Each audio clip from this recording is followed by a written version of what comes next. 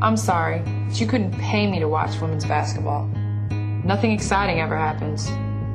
Look at the WNBA. The league has stayed the same for 10 years. There's no new blood. What kind of future does that league have? None that I can see. Let's be honest, your rec league team would smoke us chicks without working up a sweat. I'm afraid of contact, so you can post me up all day long. Plus, the lane will be open because no girl's gonna take a charge. We want no part of your rec league team. Believe that. No offense, but women's basketball is a joke. You won't see me driving hard to the hoop. I'd rather settle for mid-range jumpers. Wide open ones too, since girls don't play defense. If you want to see real basketball, don't watch me.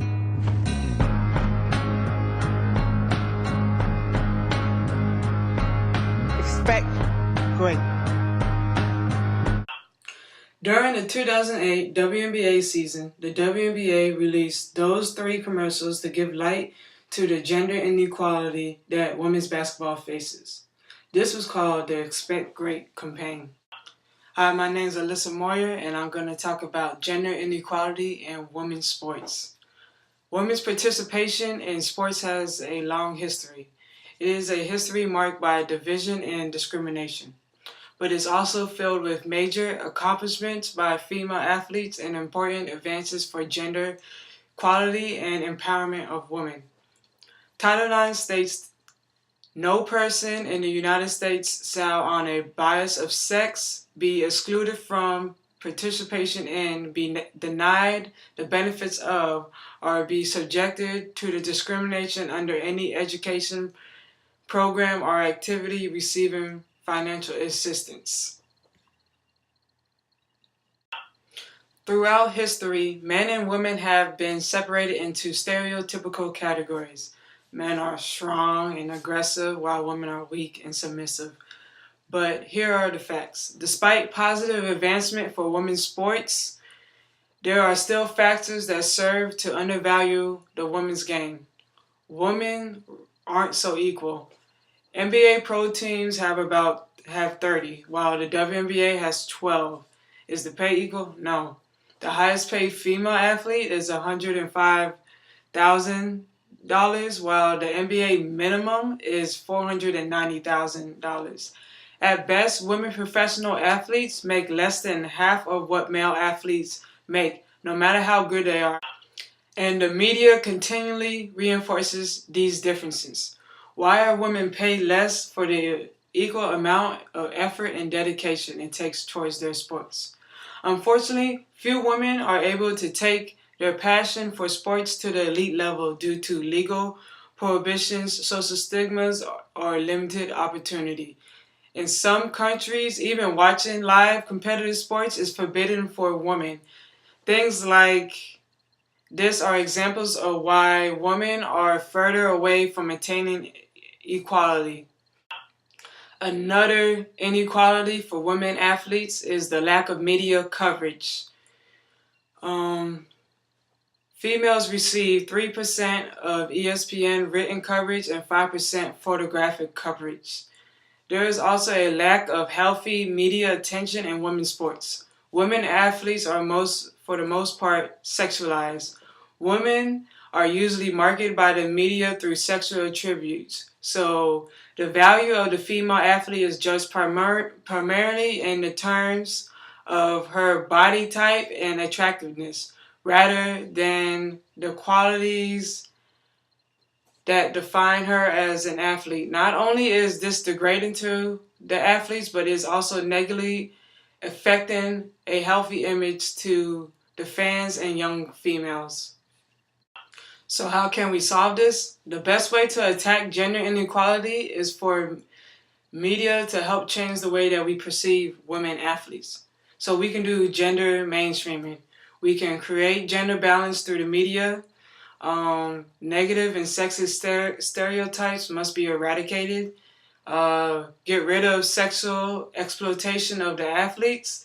Promote healthy images of women on air wise.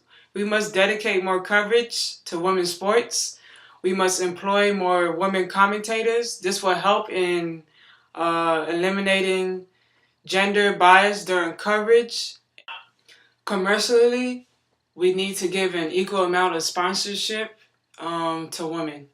On a positive note, campaigns of sporting brands such as Nike and Adidas have been embracing female equality, empowering women. Right now, I'm going to put a clip of a Nike commercial. When I was growing up, girls just didn't run in public. No one on my all-boys team would pass to me. Dad told me I couldn't be a boxer. He said I was too small. There was a guy who tried to spit on me and then push me out of his way. There comes a point where you have to be sure of yourself. People aren't used to women being so passionate. It scares them. One day, I just said it doesn't matter what other people think. I'm a fashion model who can dunk. I'm a girl. That doesn't mean I have to wear a skirt. Doesn't mean I can't get all fired up. They used to say, that girl is crazy. But then I just kept winning. I didn't set out to dominate. I just did. Somebody's got to be the best. So why not me? I'm 55 years old and I run close to 70 miles a week. I never felt like quitting. There's something telling me to do it every single day. Just want to play ball.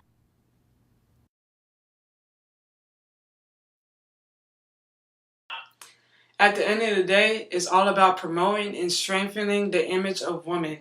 And the media is the best way to beat inequality. This last clip I have is a stereotype of how men perceive women in sports and why they can't do sports and why they're not too strong enough. It's a 2-minute clip. Hope you enjoyed my video. Peace, love, and hair grease.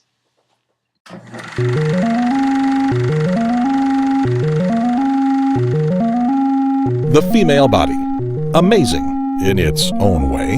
Not as strong or as fast as the male body, but it still works for cooking, cleaning, and collecting firewood. The female's brain is about the same size as the male brain, but it is not equipped with the math skills needed to beat world records or keep score, which is why women use calculators. From a psychological view, the female mind is conditioned from an early age to know her place. A lack of female athletes and coaches helps reinforce this conditioning. Their weak minds match their weak bodies, so more sports scholarships are given to boys. Women are ruled by hormones, which is why they sometimes gather and try to play games. And although they have the same sweat glands as their male counterparts, their glands should never actually produce sweat. The female body is built to have babies, lots and lots of babies. So every month, girls experience their menstrual cycle. At this time, they must be kept inside, lest they attract bears. Giving girls their own playing fields is potentially deadly and should be avoided. Even riding a bike might cause feminine damage. For her own protection, she should walk, but never alone or at night. So as you can see, the female body is most efficient at rest. Any rigorous physical activity might cause breakage, internal bleeding, or long bouts of crying, which is why women should never play sports. That's biology, folks. There's nothing we can do about it. Beat the inequality, stereotypes, unfair pay, myth, mistreatment, absurdity, stupidity. Beat the BS.